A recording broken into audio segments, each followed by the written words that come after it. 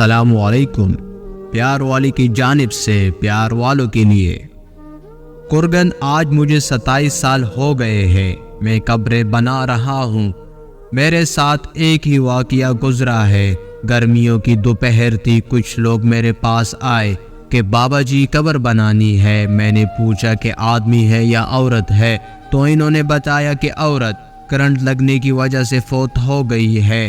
وہ لوگ یہ کہہ کر چلے گئے میں عموماً اکیلا ہی قبر بناتا ہوں۔ میں نے سخت گرمی میں قبر بنانا شروع کر دی۔ دوپہر 2-2:30 بجے تک قبر مکمل ہو گئی۔ قبر کو فائنل ٹچ دینے کے لیے میں نے قبر کے اندر کندل ماری تو مجھے ایسی آواز آئی جیسے کوئی شیشے کی چیز ٹوٹ گئی ہے، اور بس پھر خوشبو پھیل گئی اور قبر ٹھنڈی ہو گئی۔ میں قبر میں ہی لیٹ گیا۔ باہر سخت گرمی تھی، اندر قبر ٹھنڈک اور خوشبو سے بھری ہوئی تھی۔ اس سے میرے روح تک خوش ہو گئی۔ میں حیرانی اور دہشت سے خاموش رہا۔ مغرب کے بعد جنازہ آ گیا۔ عورت کے ورثاء نے اسے دفنا دیا اور چلے گئے، مگر میرے اندر تجسس بھرا ہوا تھا کہ اس عورت کی کون سی نیکی ہے جو اس کو اتنا بڑا انعام ملا ہے۔ باتوں ہی باتوں میں نے معلوم کر لیا تھا کہ یہ عورت فرید گیٹ بہاولپور کے اندر رہنے والی تھی اور بجلی کے کرنٹ لگنے سے فوت ہو گئی ہے۔ آباء و اجداد یہی کے رہنے والے تھے۔ میں پوچھتا ہوا فرید گیٹ پہنچ گیا اور عورت کے بارے میں معلوم ہوا کہ اس عورت کا خاوند کچھ عرصہ پہلے فوت ہو گیا تھا۔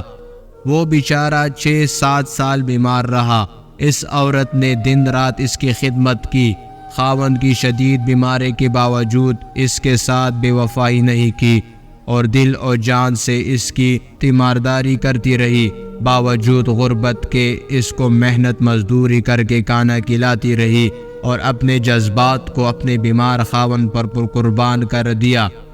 جو لوگ اللہ تعالیٰ کی رضا کی خاطر بے لوث انسانیت کی خدمت کرتے ہیں اور اپنی راتیں بھی اللہ کی راہ میں جاگتے ہیں، انہی لوگوں کے بارے میں اللہ تعالیٰ نے فرمایا ہے کہ میں ایسے انعامات دوں گا کہ جس کو کسی آنکھ نے دیکھا اور کسی نے تصور بھی نہیں کیا۔ خوش نصیب ہے وہ لوگ جن کی قبر خوشبو اور ٹھنڈک سے بھری ہوئی ہے۔ دعا ہے کہ اللہ تعالیٰ ہمیں اور سب مسلمانوں کو بخش دے اور آخرت میں ٹھنڈک عطا فرمائے۔